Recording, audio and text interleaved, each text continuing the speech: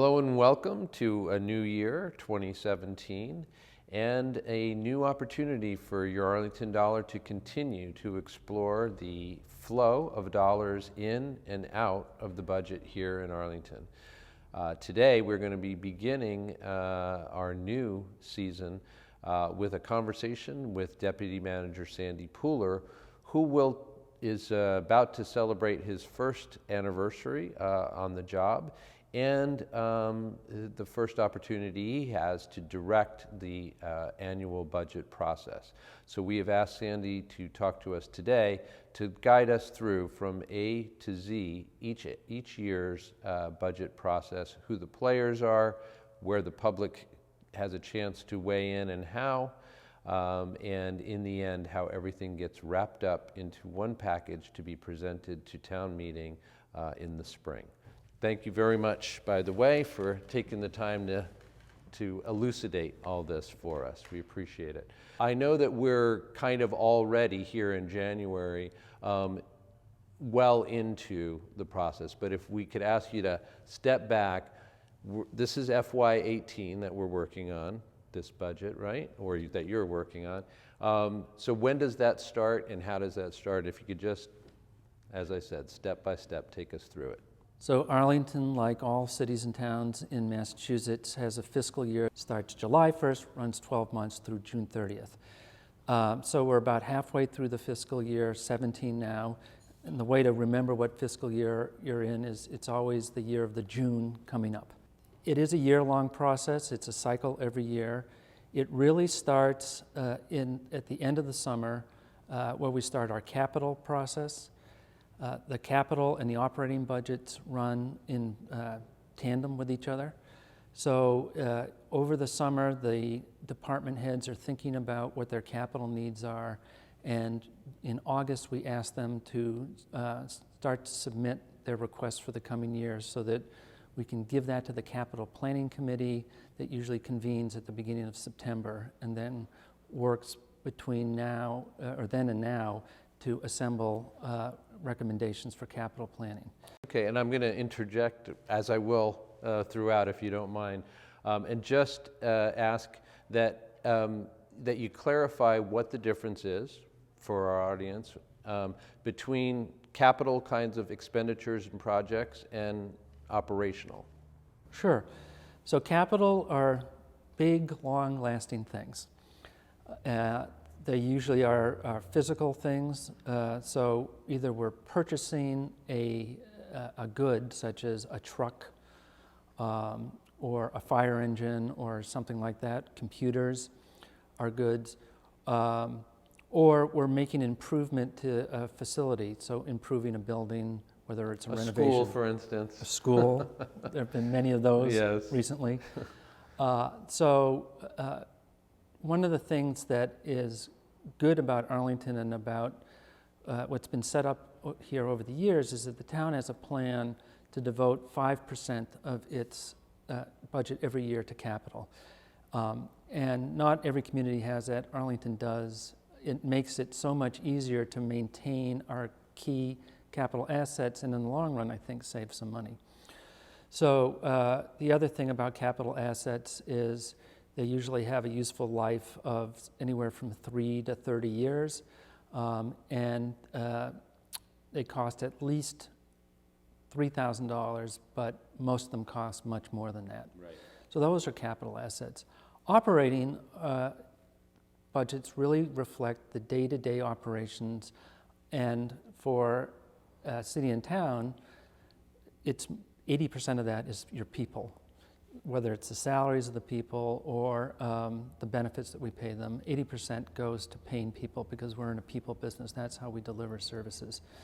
And then there may be other incidental expenses, whether it's office supplies or paying bills, electricity, energy, those sort of things. But operating expenses last a year. Capital expenses you pay for, and those last several years.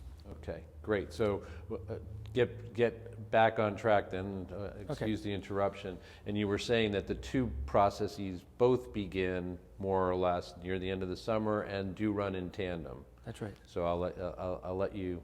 So then the next most important thing is trying to figure out how much money we have to spend.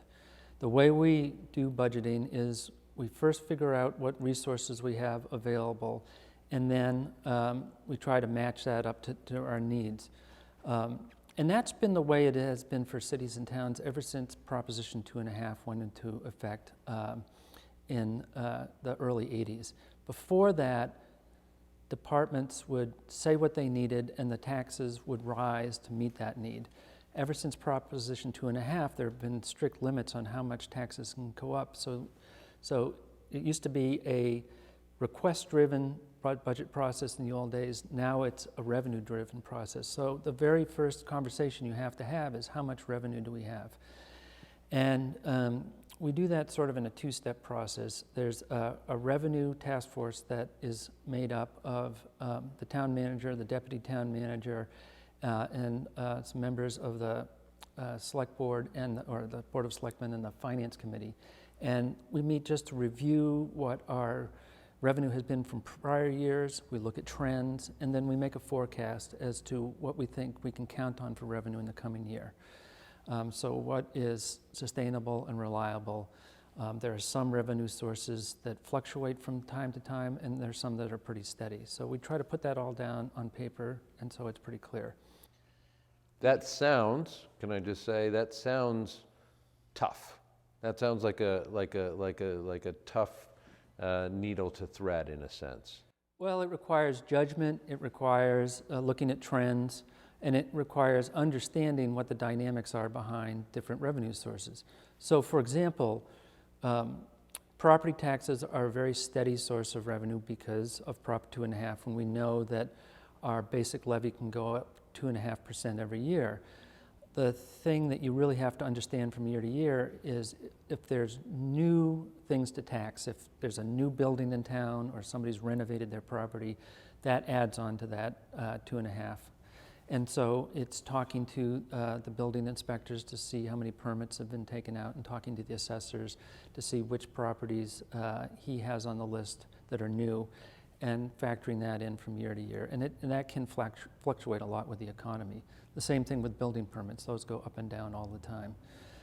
Things like motor vehicle excise taxes, those tend to be a little more steady, but they can also fluctuate both with the economy generally and with interest rates. In a low interest rate environment, people have a tendency to buy new cars because it's easier to finance those cars. So you see a little uptick in new car sales and an uptick in motor vehicle excise. So we look at all of those things. We look back at up to 10 years of trends in each of those revenue sources and then make a reasonably conservative estimate. You don't want to overestimate your revenues, but make a reasonable estimate and forecast that for the coming year and for the years thereafter. And you were just mentioning Arlington, I believe, it adheres to the idea, as you were just saying, that as you come up with your best estimate there may be within that may be a range, and if so, you are going to err to the conservative side. Right. You never want to get into a position that you've overestimated revenue, because at the end of the year, if you're spending based on overly optimistic revenue estimates, you run a deficit that has consequences both with how the state treats us and for the next year's budget, because you have to make that up. So you're kind of robbing Peter to pay Paul if you don't estimate accurately.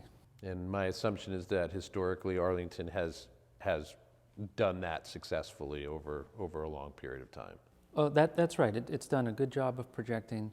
It's one of the reasons that the rating agencies have given Arlington a AAA rating on our bonds, because they see that there's a long history of the town being responsible in how it budgets and manages its finances. So we're starting again, I think we're in September now on our timeline that we're talking about. So the capital budget, the committee gets going and starts meeting through subcommittees with each of the departments that submitted requests, and makes evaluations of those requests and votes on what to include in the coming year, all culminating in an initial report that will be part of the manager's budget that comes out in early January. And then it gets tweaked a little bit by the time there's a final report to town meeting from the Capital Planning Committee. And again, all fitting that within that 5% cap and going out for this year and the next 4 years. So there's a 5-year capital plan. Mm-hmm. The other key thing that happens is once we have the revenue forecast, then the long-range planning committee convenes. And Arlington is really unique in the way it has done its long-term financial planning here. Starting a number of years ago when there was an override, and the idea was to have an override a little bit larger than was needed for that coming year's needs, but bank some of those funds and then draw them down over time so that you sort of smooth out the impact of that override and put off the need to have an override year after year. And so what we do is we are able to have an override stabilization fund where we put money in from year to year. Once there is an override, from year to year, if there are excess revenues that come in over and above those conservative forecasts, or if we spend less from year to year and we have more surplus from year to year, that goes into the override stabilization fund so that again, we can smooth out those overrides. And so what the long-range planning committee is really looking at is the status of those reserves and what our resources are, looking out over 5 or more years, and also making some group decisions about spending levels. And so on the town side, it means coming up with what percentage the town side budget will increase every year. So a few years ago, it was assumed to increase at 3.5%, and then it went down to 3.25%, and that's what it's forecasted at being for the next few years. On the school side, it's a little more complicated because of enrollment, and that is the big what if in the school budget. So there are really 3 components to the school budget that the Long-Range Planning Committee discusses: general education, special education, and enrollment. And so general education goes up, again, we're forecasting that, I think, to go up 3.5%. Special education is forecast to go up at 7% per year. And then enrollment is really driven by the annual look, which we update every year, as to how many new students there are. And there are formulas that we have built into the long-range plan to account for those new students, to account for how many teachers will be hired because of those students, and to account for what the other costs, particularly healthcare costs, that new enrollment and those new staff hires are driving.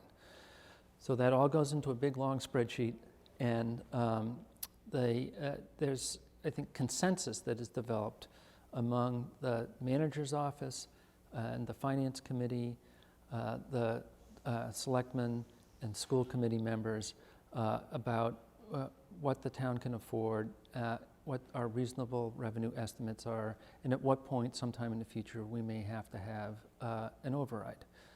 So once the forecast comes out, the Long-Range Planning Committee convenes usually sometime in October, and then checks in again several points during the year, such as when the governor's budget comes out, but we'll get to that in a minute. Mm-hmm.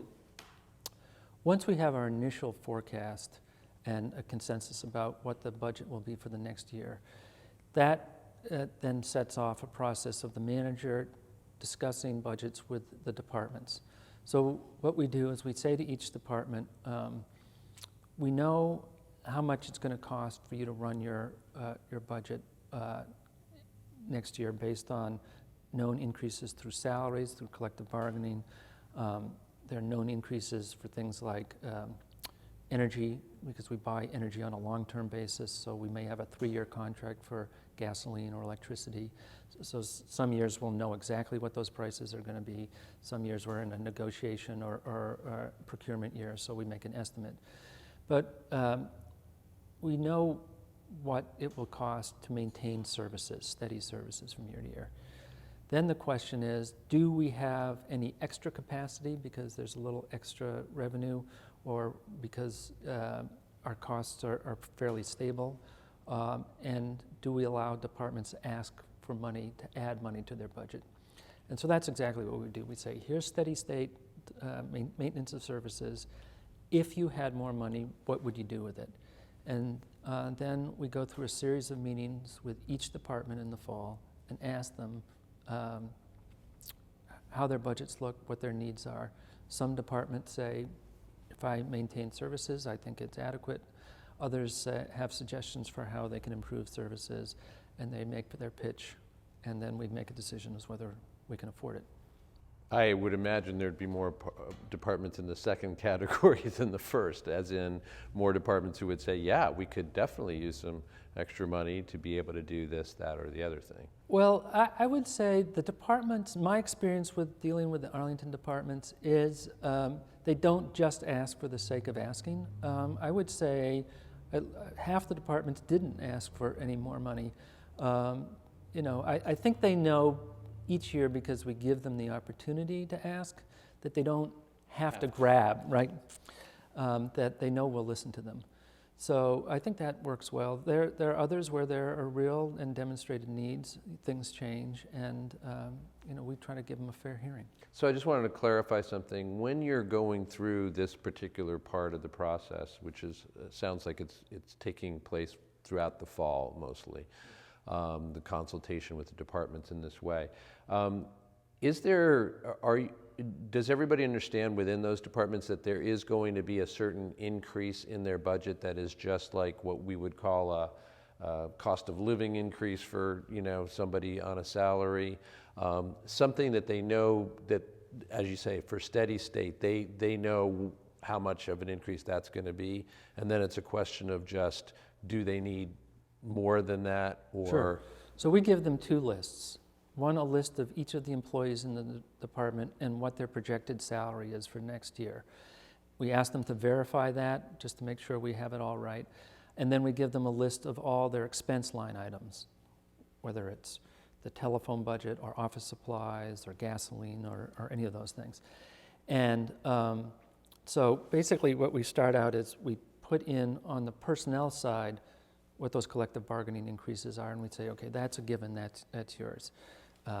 And on the expense side, we say we're going to start out giving you the same amount of money you had last year, and if there's some reason that you need to change that, let's say you have a contract for example, in our IT department, there are contracts we have for licensing software, and some of those just have automatic increases built in. So tell us about those. We'll build those in early on. So we start out, they have those two lists. There's a dollar figure associated with that, kind of a bottom line, and we say, if nothing changes, that's what you're going to get next year. And then they tell us whether that is going to work or not.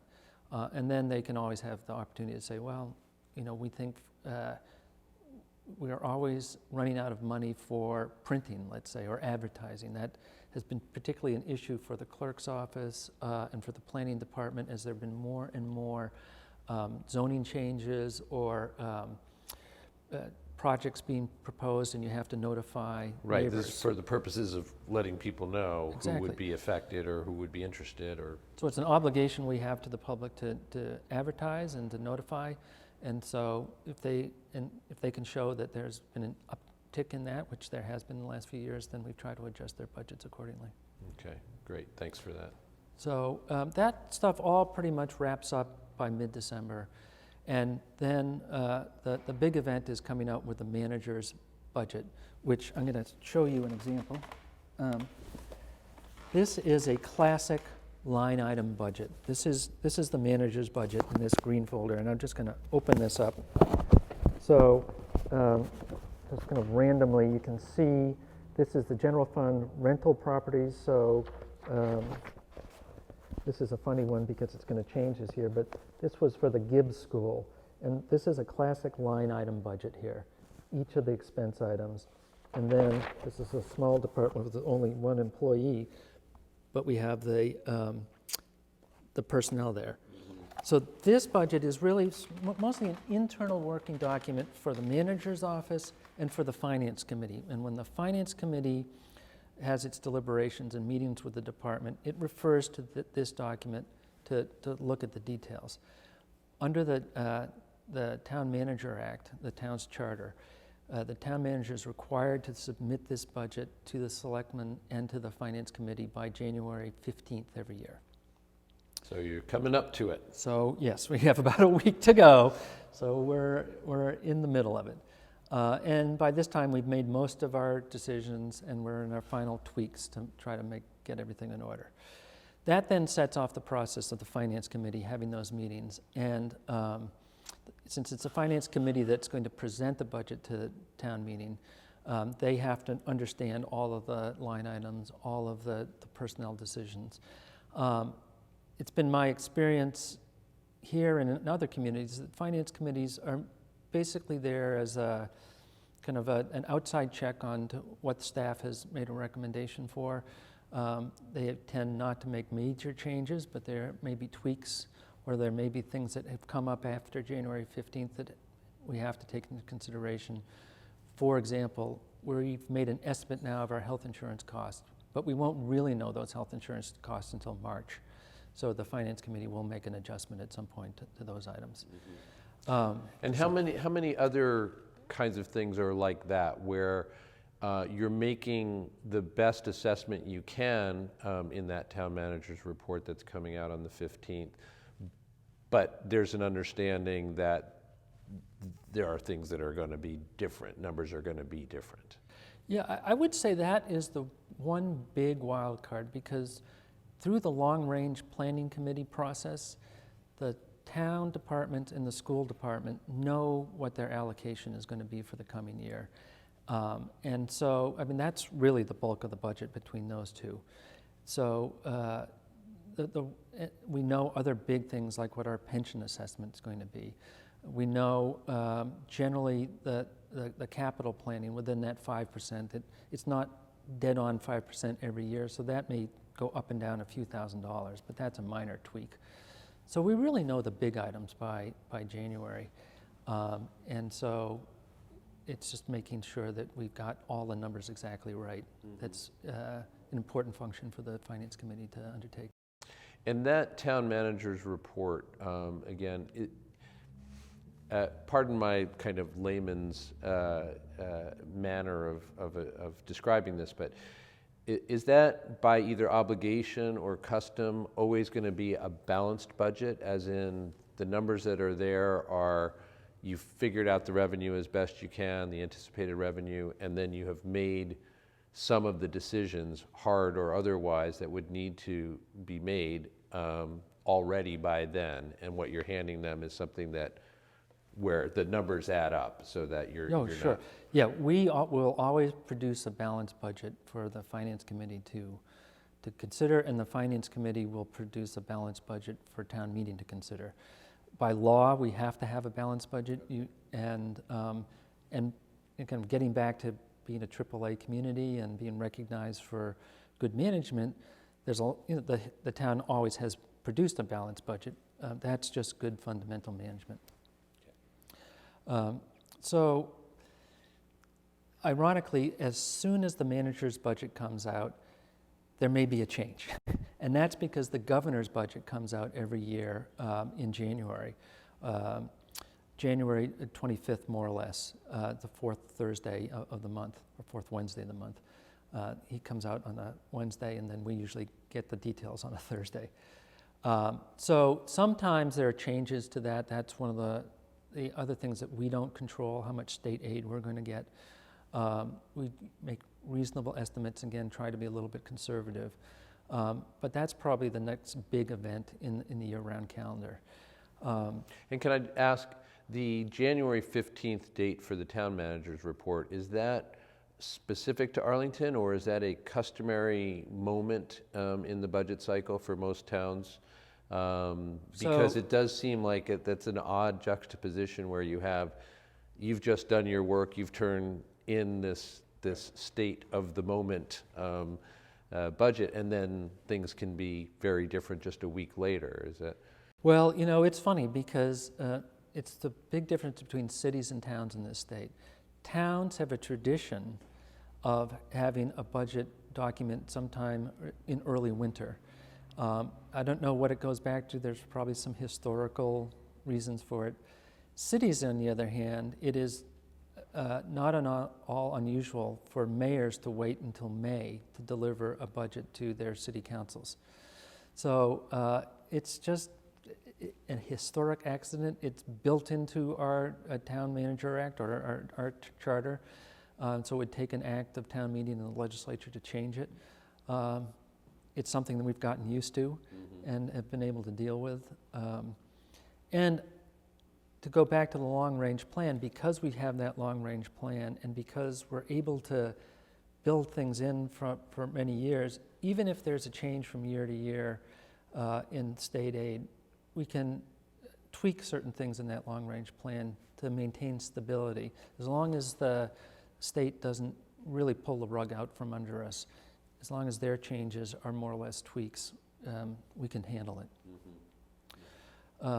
So then the next thing that happens after that is there's a financial plan, and I'll show you another document. So this is another document that the town manager's office produces, and it has all the same figures in it that were in that other document I showed you, but also has explanations for what each department does. So there's a budget statement and a mission statement for each department. There's a list of the accomplishments that departments have made in the prior year and what their goals are for the coming year. And there are a number of statistical tables showing performance measurements, either how much of a task a department has done or how efficiently they've done it. And this, I think, for most members of the public is probably the most comprehensive explanation of what's in the budget. This is what we submit every year to the Government Finance Officers Association, and the town for the last 3 years has gotten a Distinguished Budget Award for this document. And it's online on the town's website, and so anybody can go in and drill down into each of the departments. They can also see all the assumptions we have for our revenue forecasts. It has a snapshot of the capital plan in there, and it has several explanations of terms. There's a glossary in there. There's explanations of various town policies relating to capital and borrowing and so forth. So it's a highly comprehensive document. Yes, it sounds like it. A couple of observations. One, would it be fair to say that the difference between the first that you showed us, the green folder, and this is that one of them is intended for internal purposes and an internal audience, right, and the other one is really for the public and includes in some ways, like annual reports do, et cetera, that sense of here's the mission of these different departments, here's a number of goals that were set out, here's how well we did, as well as you said, including all of the information that you've been referencing in describing the process to us. All of those numbers can be found, or how you got to those numbers as well within that document. Right, it's the second document is really sort of an annotated version of the first one. The numbers are all the same, but the explanations are there in the second document. And it's really intended for public consumption, in a sense, for interested citizens, I assume? That's right. I mean, I think one of the arts of budgeting is to translate complicated numbers into language and into presentations that the average member of the public can understand. That we want it to be transparent. We want it to be easily understood. These are people's tax dollars, and they are the services that we're delivering. So we always say to the departments when they're writing up their explanations, this is your chance to really tell the public what you do so they understand what you're doing. So you can brag a little bit, I suppose, but also be clear about what the departments are trying to accomplish and how well they're doing it. Great. So that comes out in March. And then really the next big event is town meeting. So then the Finance Committee has its own document, which they produce. It's also online under the Finance Committee webpage, and it's delivered to all the members of the of town meeting. And this is really a kind of more of a legal document. It has a number of tables that just show dollar figures, and it's a way for members of town meeting who are used to looking at it to look from year to year and see how trends have progressed.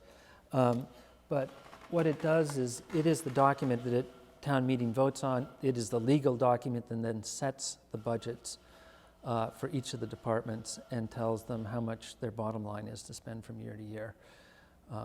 I noticed it was much thinner than the other two. Is that because and yet it is the legal document, as you said, that is the budget, right, as Right. it is voted on. So is that just distilled information, like all the information from the other documents you were mentioning, kind of distilled to their purest and most concise form? Right, so the difference between the Finance Committee document on any one department would be, for example, under expenses, the Finance Committee report will just list all expenses under one line, whereas the manager's budget lists all the line items. So if you roll that up just into expenses, then you can just see that on one line. It saves a lot of space. We list a lot of, you can see all the positions in any department within the Finance Committee report, but we don't list the names and salaries of each person in that report. That is in the manager's January budget.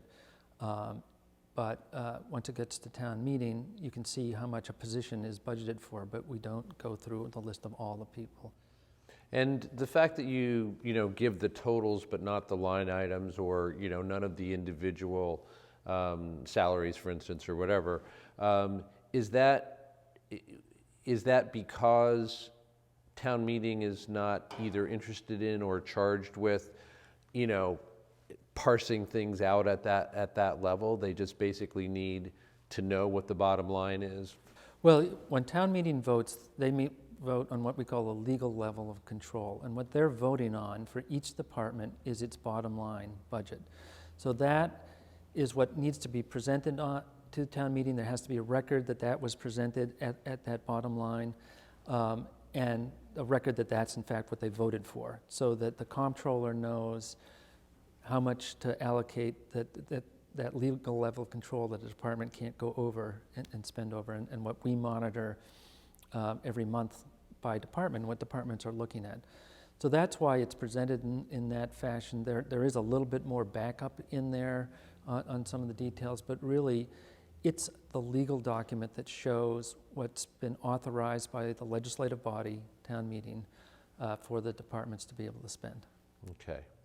So we've gotten, I think, to the end of the actual process on an annual basis, which ends in April with the presentation of the Finance Committee budget to town meeting. And so I want to ask you to just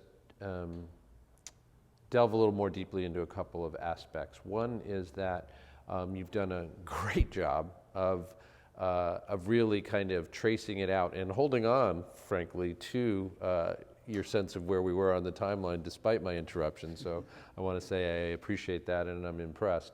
But one thing that we didn't talk about is where and when does the public have a chance to weigh in on this process, if they do?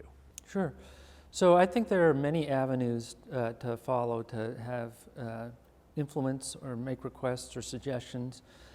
And there are several times during the year when you can do it.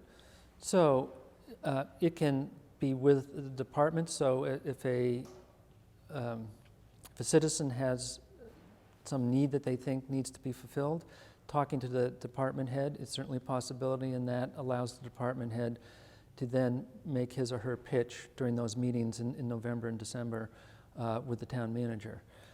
So somebody who, again, I understand we're talking about a very hypothetical situation here, but citizens who did want to make at least their views known or requests made or something like that around budget for a particular department in that coming year, the time to do that would be sometime between the late summer and the Well, that's beginning certainly of when November. both the department heads and the town manager's office, we're doing our heavy thinking about what those budgets should look like.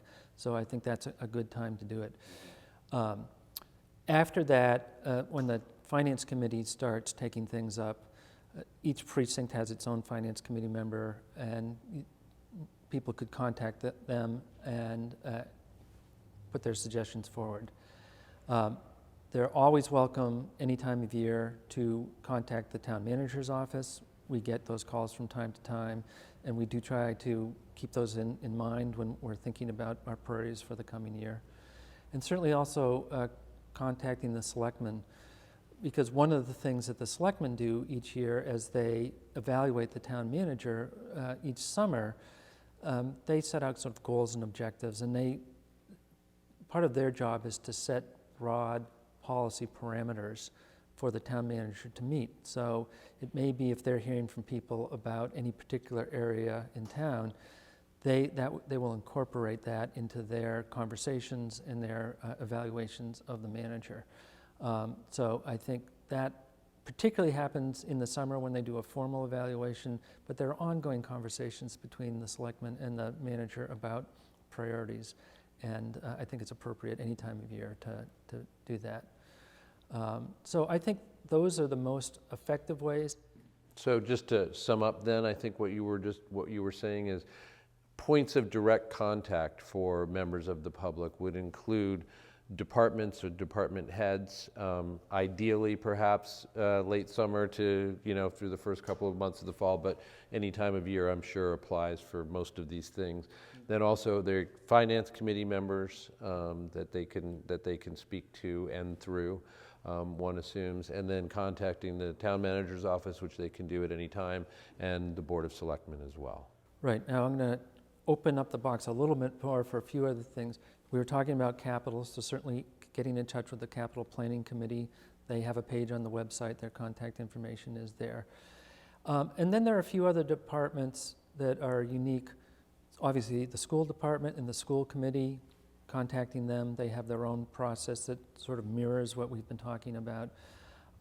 There is a recreation commission. They talk with the recreation department about some of their priorities. And then just from the last few years, now that we have a Community Preservation Act committee, they start their process in the fall, and there are certain things that relate to either historical preservation, housing, or open space and recreation that it's possible to put forward to the Community Preservation Act committee, and that is all taken up at town meeting too. So there are multiple other avenues. Yeah, I'm glad you mentioned those, because as you were talking, I realized that certainly the rec department and even the recreational aspects of the CPA are places where I could really imagine that citizens would, in any given year, say, whoa, I want to, let's see if we can make this happen. Yeah, so that makes a lot of sense. Thanks for that. Yeah. So I think the only other thing I was wondering about is whether you'd have an opportunity, now that you've laid out the process as it unfolds year after year, wanted to kind of, pinpoint us here at in early January of 2017. The next 6 months are already covered, obviously, under the previous year's budget. But what is it that you see coming down the pike in the FY18 budget or shortly thereafter that is really taking up a lot of your collective attention and energy, or should be for you or for us as Arlington citizens? Sure. I think in the short term, I feel that we're in pretty good shape for a few reasons. One is there's no big problem that's come up this year. What would be an example of a big problem? A big problem would be a huge spike in health insurance costs. And our early projections don't show that, and we will know for sure in March, but just looking at trends around, I don't think that's going to be a problem. And we have made conservative forecasts that I think will cover what the increases will be. I remember, 10, 15 years ago when cities and towns were experiencing 10 to 20% annual increases in health insurance. It was gutting budgets, and it was a huge problem. So that is not a problem we have, and we hope not to have it anytime soon. So would it be fair to say that a big problem is basically anything that couldn't be anticipated or you can't control as a community? That's right. But you have to deal with. That's right. So a second thing is I'm fortunate to have come here at a time when all of our collective bargaining agreements are settled, and they were all settled at reasonable levels, at levels the town can afford, and are also fair to our employees to give them reasonable compensation. So we have manageable contracts, nothing that's out of control, and so that, as I said before, 80% of the costs for a town are the costs for employee salaries and benefits. So as long as we have reasonable health insurance costs and reasonable salaries, that's the game right there, right? And then finally, because we do have a long-range planning committee and we do look out several years, and we have built up reserves so that we can plan for and anticipate when we might next have to have an override, but that isn't going to be right away. I think we are in good shape that way. So we have no surprises this year because the town has an excellent record of doing long-term planning. I think over the long run, it's been a challenge to deal with the enrollment increases. And I think that is part of the structural deficit you referred to before. And for those at home, the idea of a structural deficit is under the strictures of Prop 2.5, our ability to raise revenue doesn't meet our increased costs from year to year, particularly when we're in an environment where we have more and more kids coming to the excellent schools in Arlington. So we have great schools, that's good. It attracts a lot of people to move here. And I think it's positive because we're providing an excellent education experience for those kids, but it does mean a lot more expenses. So in the long run, that will have an effect. I think ultimately will mean we'll need another override down the line. So we keep very close eye on those enrollment figures. We already increased the school budget for FY18 from what we thought a year ago it would have to be because enrollment has gone up. So in the long run, we do have to keep control of that. We will have collective bargaining coming up next year. So being able to settle reasonable and fair contracts, both to employees and to the taxpayers. And we'll always keep an eye on health insurance. To collective bargaining, you said that there will be, those negotiations will be reopened next year. Is that across the board for all the different unionized employees, or are there different? All of our contracts expire a year from this coming June, so June of 2018. So before that, what we hope to do is start and I hope conclude negotiations with all the unions, so we know what's in place for the next 3 years, which is the typical term of a contract. Again, try to be fair both to the employees and to the taxpayers. Mm-hmm, mm-hmm. And are the vast majority of town employees union? Oh, sure.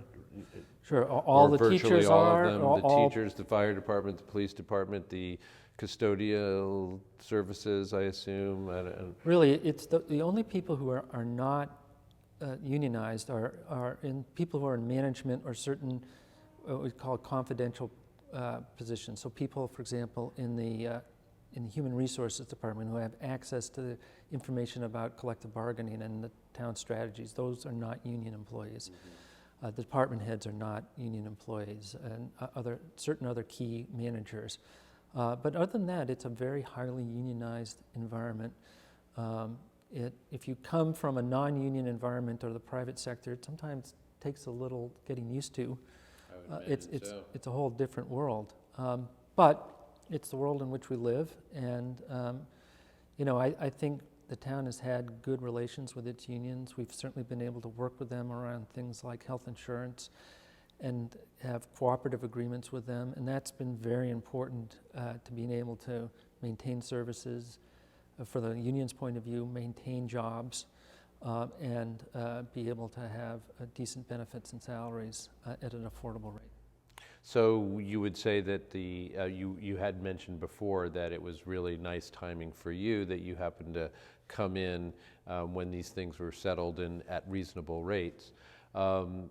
But I think what you're saying is that the town also, in addition to the other aspects of good fiscal management that the town has been recognized for and long practiced, this is another area, a crucial area, in fact, in which the historical record is reassuring, and and our current relations are strong. Absolutely. Okay, that's great. I wanted to just invite you. I think it's been a very comprehensive discussion, and I think is going to be very helpful, illuminating for people who stick with it throughout. But let me ask, if there is something that strikes you that we haven't touched on or delved sufficiently into that you'd like to mention. Well, I think transparency and openness in the budget process is very important, and we've talked today a little bit about some of the documents that we have in paper. They're also online. If you go to the town website, there's a whole budget and finance section. In addition to the documents that we've talked about today, there are things like Arlington Visual Budget, which is an easy way for you can plug in what your annual real estate tax bill is, and you can see how much of your tax dollars are going to all of the services in town. And so it will show you, for example, how much of your tax dollars are going to education, or what it costs you every year to have all the streets plowed and of snow and so forth. So in other words, makes that hit on your wallet much more palpable in terms of being able to see how it translates to the services that we're all enjoying. That's right. And the other thing that's on the website that I want to refer to is there's sort of the short version of the budget, which we call the PAFR, the Public Annual Financial Report, which is just a 4-page report that has sort of the basics and a lot of graphics about our budget in it. So if you don't have time to read a 150-page document or look at all the details in the manager's budget, the PAFR is an easy way to look at it. It's online, and I would encourage people, if you just want to dip your toe in, it's a good way to look at things.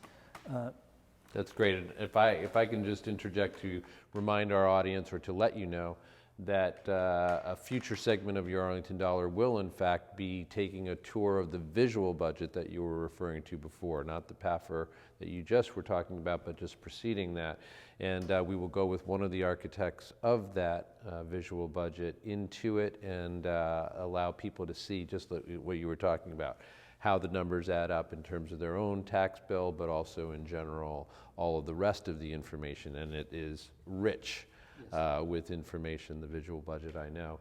So you can look forward to that as an audience member, to being able to get a thorough tour with one of, as we said, of the master builders of that. I'm sorry, I interrupted though. No, I just would encourage people to go to the town website. There are a lot of great resources there. There's a glossary of terms people can refer to. And I think we all have an interest in an informed public about the budget process and about the services that we're delivering. And Arlington really, in my experience, compared to a lot of communities, has done an exceptionally good job to put that information out there. So it's out there, and I hope people take advantage. Well, I have to say, I mean this honestly, I think you've done an exceptionally good job of presenting this information and getting this information out in the way that you just did. I do hope that that people watching will agree with my own assessment that, yeah, this was content rich and really gives us a great overview of how it is that you guys go about doing the business of using our dollars as wisely and making them go as far as it is possible to do. Well, you set me up with great questions, so you made it easy, and thank you. No, you got to have the answers. That's the thing. So thanks very much, Sandy. My pleasure. We appreciate it very much. And with that, we'll conclude this interview with our Deputy Town Manager, Sandy Pooler, who has taken us through the budget process for the year. We will see you again sometime soon. Thanks for joining us.